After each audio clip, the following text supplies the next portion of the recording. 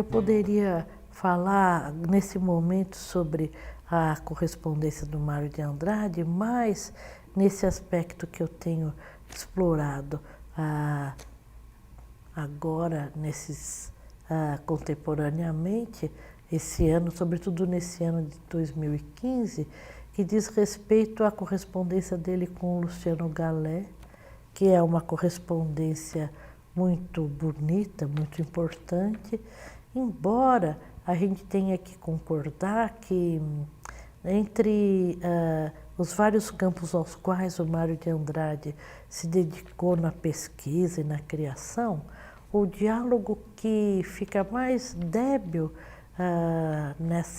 nesse aspecto, na correspondência, né, no que a gente chama na epistolografia de maneira ampla, é, sem dúvida, a conversa dele com os músicos, porque os músicos não eram intelectualizados no sentido da discussão do campo estético, e eram intelectualizados no que dizia respeito à criação específica. Então, eram ótimos leitores de assuntos específicos sobre a teoria e sobre a criação musical, mas não eram pessoas com as quais se discutia com muita facilidade aspectos da linguagem musical, que principalmente aqueles discursos mais voltados para os desafios do mundo moderno.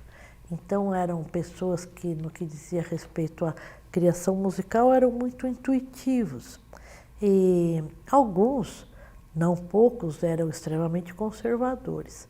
Então eram diálogos que o Mário de Andrade mesmo não alimentava, porque eram pessoas muito conservadoras, não mudavam muito seu ponto de vista.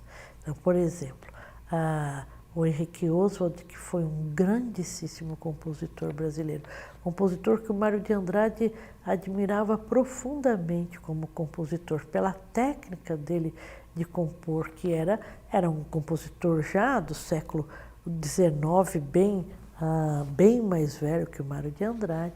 Mário de Andrade nunca escreveu para o Henrique Oswald, nunca alimentou um diálogo de criação com o Henrique Oswald, porque era um homem de uma geração muito diferente da dele, e um homem de feição composicional muito romântica. Isso não interessava para o Mário de Andrade musicalmente.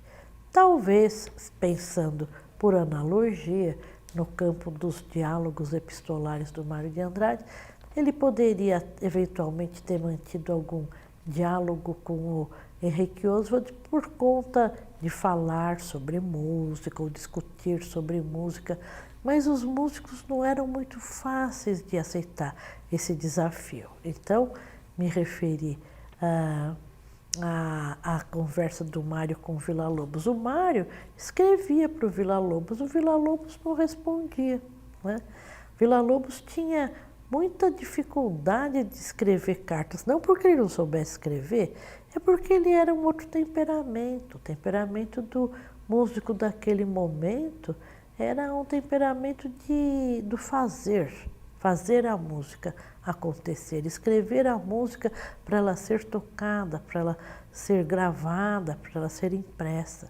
Não era tanto aquela ideia do ferver, né? A ideia sobre a criação. Então o Mário escrevia muito sobre música quando conversava com o Manuel Bandeira, por exemplo, porque o Bandeira adorava música. O Bandeira era alucinado por música. Eu tocava violão, o Mário de Andrade sabia que o Bandeira tocava violão, de vez em quando até mandava a partitura para o Manuel Bandeira. Então, com o Manuel Bandeira, o Mário escrevia e falava sobre música. E daí, em 1926, ele se aproxima, estreita amizade com o Luciano Galé, e daí, entre 26 e 31, o Galé morre em 1931, de forma muito precoce, ele morre, tem uma morte muito triste. Mas o Mário de Andrade escreve para o Galé, e o Galé adora responder as cartas do Mário de Andrade. E a gente tem aí um trajeto muito bonito do pensar musical, justamente porque meados da década de 1920, o Mário de Andrade está super empenhado em estudar e organizar os conhecimentos dele sobre música. E daí, nessa década de 1920, outras coisas vão acontecendo na vida não só do Mário, do Galé, como na vida do Brasil. A gente não pode esquecer que São Paulo vai entrar numa revolução em 1930, o Getúlio Vargas assume a presidência e isso vai propor uma primeira grande transformação nas instituições de ensino e principalmente isso para a gente é expressivo nessa correspondência por causa da reforma do Instituto Nacional de Música.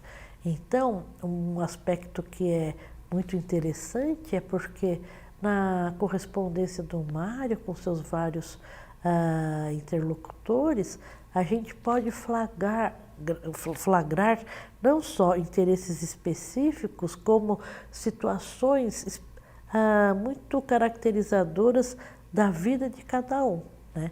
Então, por que a gente acompanha isso na correspondência com o Galé? Porque o Galé é o homem que é chamado para fazer a reforma do Instituto Nacional de Música e o Mário de Andrade acompanha essa passagem e, inclusive, ajuda a discutir o novo projeto e é um dos redatores do novo projeto.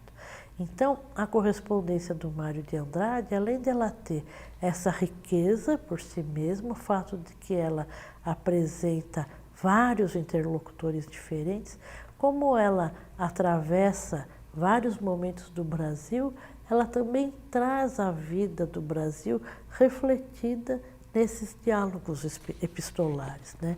Então, a correspondência do Mário com o Galé, ela importa porque mostra muito destes momentos. E daí, quando a gente olha para aquela correspondência, a gente começa a perceber a riqueza dos assuntos que são tratados, imediatamente o gesto da gente é: deixa eu entender do que eles estão falando.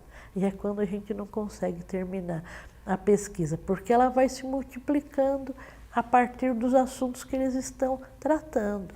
Então, o Mário de Andrade e o Luciano Galé, por exemplo, estão discutindo sobre o Galé, um homem que gosta muito da vida associativa, e de repente o Galé fala assim: estou pensando em fazer uma associação, a Associação Brasileira de Música, e daí você fala: o que é a Associação Brasileira de Música? Aí você para tudo para tentar entender como é que foi formada a associação. E no campo da musicologia, por exemplo, é muito comum a gente encontrar a situação de que ninguém ainda tinha escrito sobre isso, né?